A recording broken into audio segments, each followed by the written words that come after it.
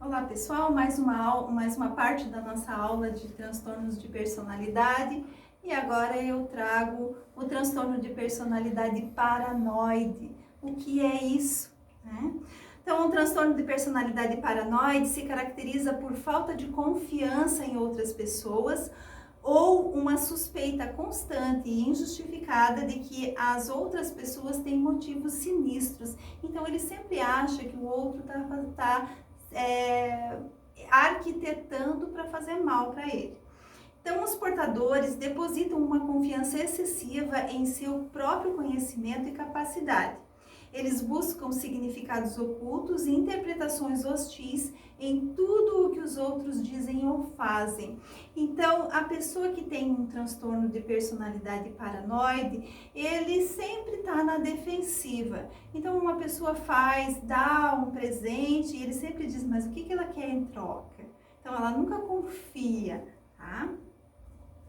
São rápidos em colocar em questão a lealdade de amigos e entes queridos. Muitos pacientes portadores deste transtorno parecem frios e distantes.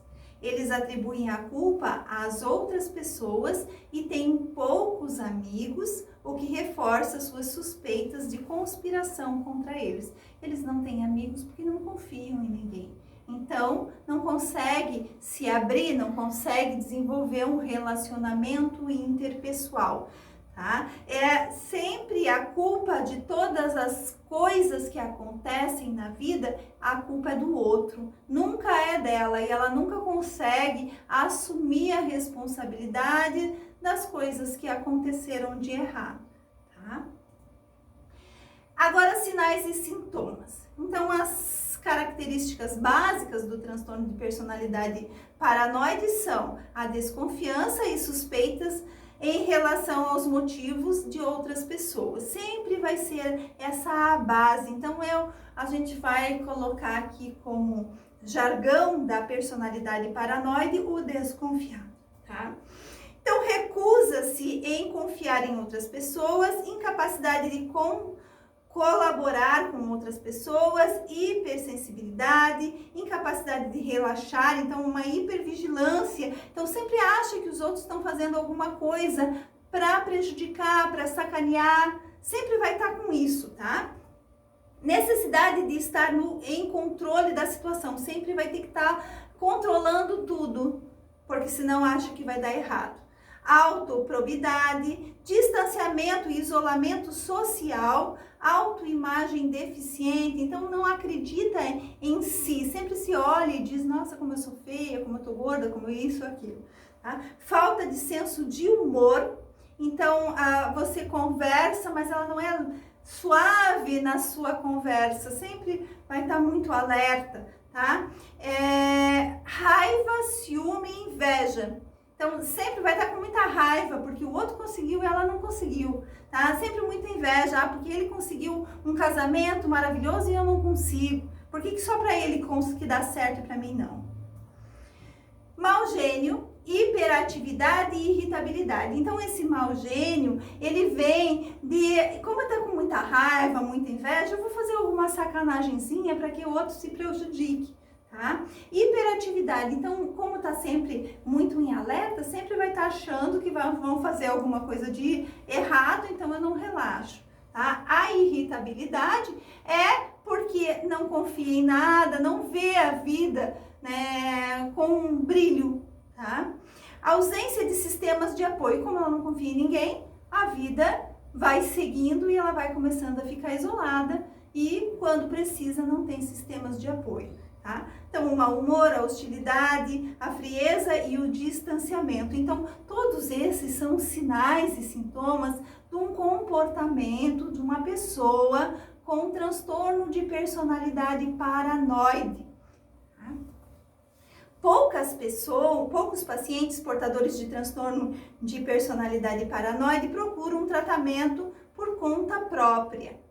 Quando o fazem, prestadores de cuidados de saúde podem estabelecer uma sintonia, devido à natureza desconfiada e hostil destes pacientes. O desafio é estabelecer com eles uma relação operacional colaborativa baseada na confiança. Então, como vai ser o cuidado, o atendimento, se ele não confia? Se ele não confia em você, se ele não confia em falar das suas questões. Então, aí você vai, e a psicologia se envolve muito nessas condições do tratamento, porque assim, se é a personalidade, então como vai ser tratar? Vai ser cortar as arestas para que essa pessoa consiga conviver de uma maneira melhor na sociedade. O tratamento, assim, medicamentoso, a gente vai pensar assim, raramente, tá? Não é no todo remédio para resolver essa situação, e sim ela se autoconhecer, tá? E a terapia vai fazer com que ela se autoconheça. Tá? Então, a psicoterapia individual é preferida em relação à terapia de grupo devido à natureza desconfiada do paciente, sendo esta uma abordagem simples, franca e de negociação, e não uma abordagem orientada para o insight. Ele foca o problema atual que trouxe o paciente à terapia. Com o prosseguimento da terapia, o paciente pode começar a confiar mais no terapeuta e acaba por revelar algumas de suas ideias paranoides. Então, a gente vai pensar nesse paciente com essa personalidade paranoide que ele não vai contar o que está acontecendo. Ele não vai contar por que ele é assim, né? Da onde que veio? Lembra lá dos traumas de infância, da negligência, dos abusos, da separação, da superproteção? Foi ali, foi neste momento que se criou tudo isso que causou uma atitude paranoide, uma atitude onde ele não consegue confiar no outro. Pode ser que essa pessoa tenha confiado em pessoas de referência, nos pais, nos irmãos, e não tenha sido respondido, né? Então, uma mãe que negligenciou, que deixou abandonado, então vai ser um adulto que pode ter desenvolvido um transtorno de personalidade paranoide. Como que vai tratar? A nível de psicoterapia. E eu indico até uma psicoterapia mais profunda, para lidar lá no inconsciente, tá? Para conseguir superar todos esses desafios e ensinar essa pessoa a conviver de uma maneira melhor. Tá? Então, esse é o transtorno de personalidade paranoide. E agora eu vou falar do esquizoide.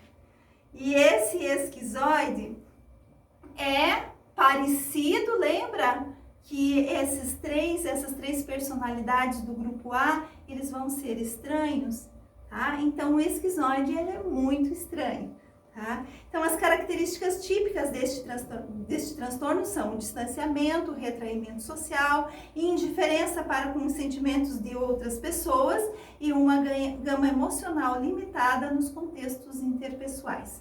As pessoas portadoras deste transtorno são descritas como solitárias, com interesses e ocupações de natureza solitária e sem amigos íntimos.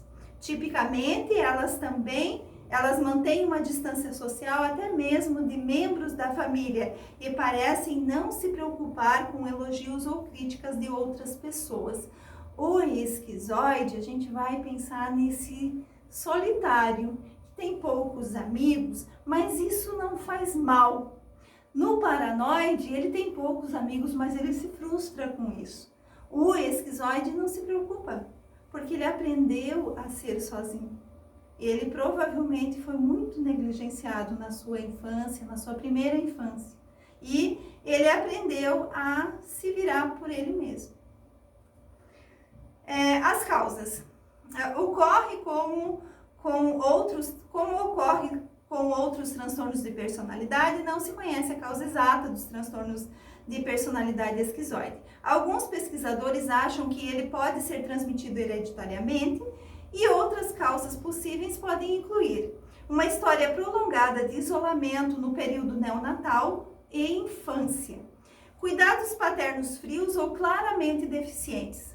Modelagem paterna de retraimento interpessoal, indiferença e distanciamento. Então, o esquizoide, ele é assim porque ele foi criado desse jeito. Ele foi negligenciado, ele não ganhou carinho, ele não ganhou amor. Bem naquela fase ali de primeira infância, onde o bebê, a criança precisa do carinho, precisa do contato, precisa do toque.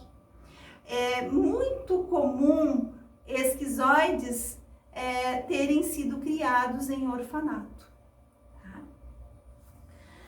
Sinais e sintomas, então. Distanciamento emocional, incapacidade de experimentar prazer, ausência de emoções fortes e pouca alteração de humor. Indiferença a sentimentos, elogios e críticas de outras pessoas. Pouco desejo ou apreciação em relações íntimas.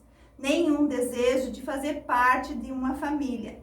Forte tendência por atividades solitárias, solidão, acanhamento e sente-se pouco à vontade com as pessoas. Então, o esquizoide ele vai estar sempre distante, sempre isolado. E a gente vai pensar nesse esquizoide, o solteirão, o que não tem amigos, o que trabalha sozinho. Ele vai ser assim porque é o jeito com que ele aprendeu a enfrentar a vida. O esquizoide também, esse é o comportamento dele e algumas vezes ele nem aceita fazer terapia, porque ele não deixa o amor entrar, ele não aceita receber o carinho, porque foi bem naquela fase de primeira infância, onde ele precisava receber, que ele não teve. Então ele não conhece o amor. Então não consegue nem um relacionamento interpessoal, nem um casamento. E os casamentos, às vezes, no casamento, a família reclama que ele é frio, que ele é distante, porque ele não sabe como dar esse amor. Tá? E agora eu vou falar do esquizotípico. Mais uma vez, é outro estranho. Tá? Então, caracteriza-se por um padrão prevalente de déficits sociais e interpessoais, juntamente com um desconforto agudo com as outras pessoas. A pessoa com este transtorno apresenta padrões de comportamento e pensamentos peculiares. Aí está a diferença entre o esquizoide e o esquizotípico. O esquizoide, ele tem um pensamento adequado, ele pode ser muito estudioso e tudo. O esquizotípico, ele tem um pensamento um pouco diferente. E aqui, no esquizotípico, a gente vai ver, assim, algumas coisinhas que se assemelham à esquizofrenia, mas não fecham um diagnóstico para esquizofrenia, tá?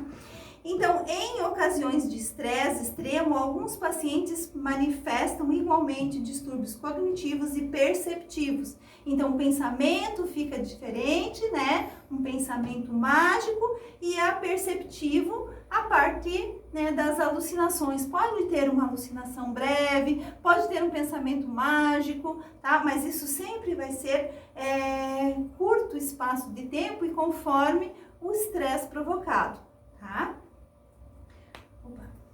Embora esses sintomas não sejam tão desenvolvidos como na esquizofrenia, qualquer episódio psicótico é de curta duração, resolvendo-se com o uso de uma droga antipsicótica. E essa droga antipsicótica, a gente vai pensar aí numa olanzapina, numa risperidona, ela vai ser tomada por um certo tempo, não vai ser para sempre, tá? Por quê? Porque ele não é um esquizofrênico, é o momento do estresse que desencadeou isso, tá?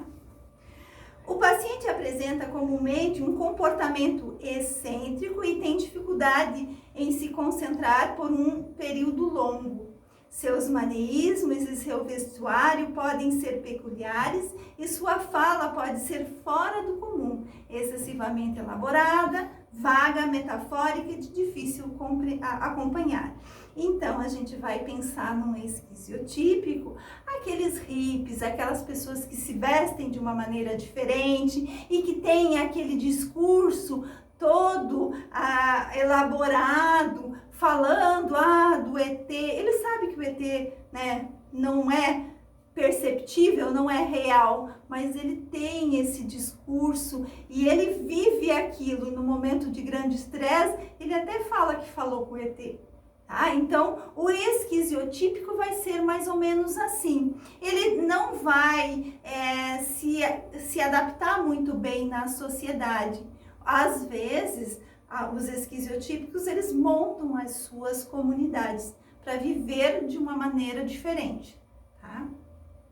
Ou alguns esquizotípicos não aceitam viver e não aceitam as regras da sociedade, então não vivem em casas, são os hippies que moram na rua.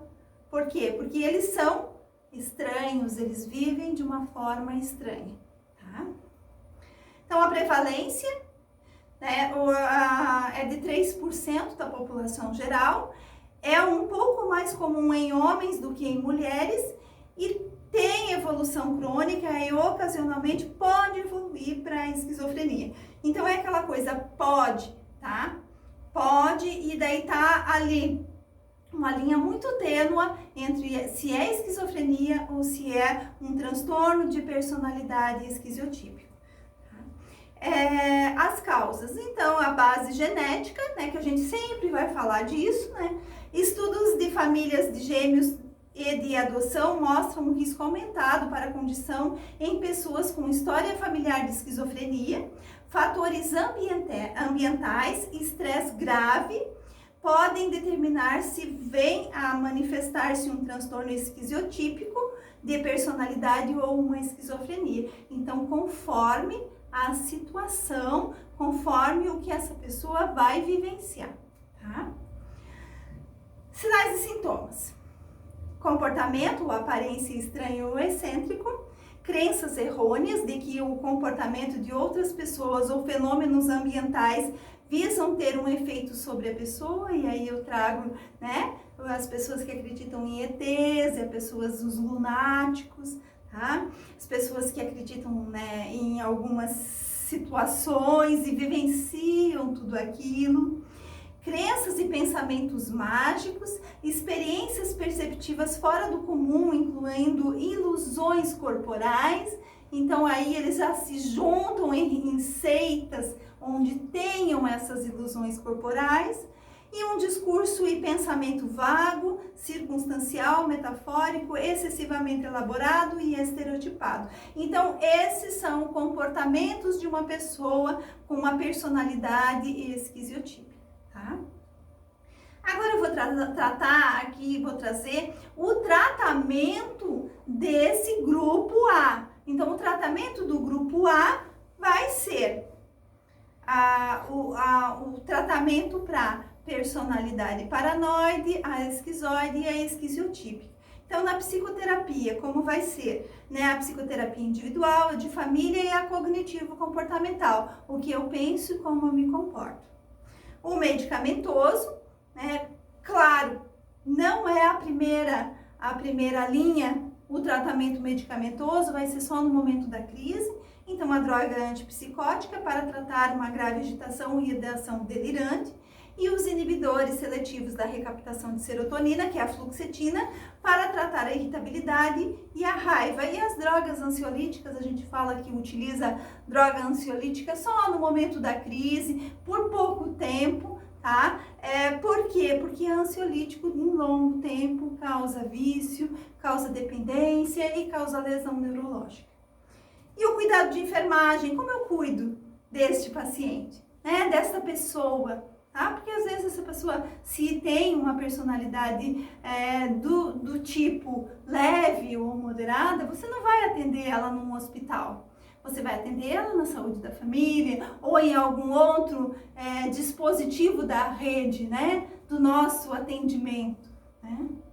Então, o cuidado de enfermagem, ele tem que ser persistente, consistente e flexível. Use uma abordagem direta e envolvida para ganhar a confiança do paciente. Lembre, esse paciente é estranho, ele não vai confiar de cara em você. Então você mostra que você sabe como cuidar e assim você ganha o teu paciente. Saiba que o paciente é facilmente dominado pelo estresse. Dê-lhe bastante tempo para tomar decisões difíceis. Lembre, se ele desencadeia um momento de aflorar essa personalidade patológica, sempre vai estar lá, mas ele vai ficar muito claro no momento do estresse. Então, não force muito a pressão, não faça muita pressão para que ele tome decisões, né? Ele gerencia os seus conflitos de uma maneira muito diferente. E a gente tem que respeitar esse modo com que ele aprendeu a viver a vida. Tá? Essa é o grupo A dos transtornos de personalidade. E na próxima a gente fala dos outros, tá? Obrigada.